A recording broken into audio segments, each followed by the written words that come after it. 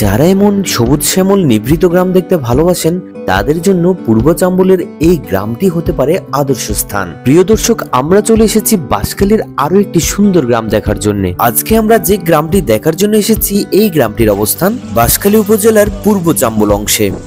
পাহাড় বেষ্টিত এই গ্রামীণ জনপদে বসবাস করছে কয়েক হাজার মানুষ। পূর্ব চাম্বলের এই গ্রামগুলো ভাঙাশিয়া, লাল পাহাড়, জঙ্গল চাম্বল, ধুল্লাজিরি ইত্যাদি নামে পরিচিত।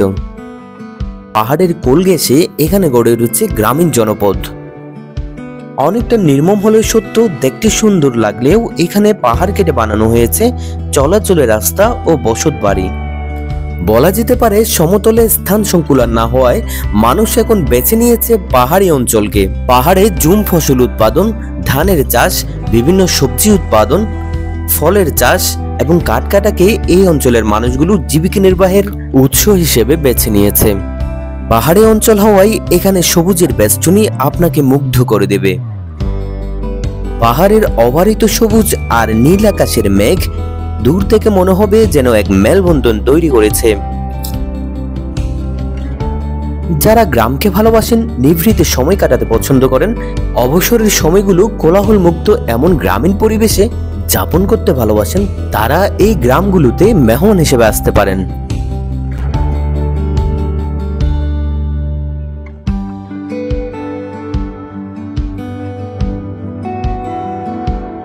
কোলাহলমুক্ত এই গ্রামগুলো আপনাকে অনেক দিন পর প্রশান্তির ছোঁয়া দেবে। পাহাড়ের এক আজলা পানি আপনাকে যেমন সুশীতল করতে পারে, একই সাথে গ্রামীণ জনপদের এই মাটির গলগুলো আপনার চোখগুলোকেও শীতল করে দেবে।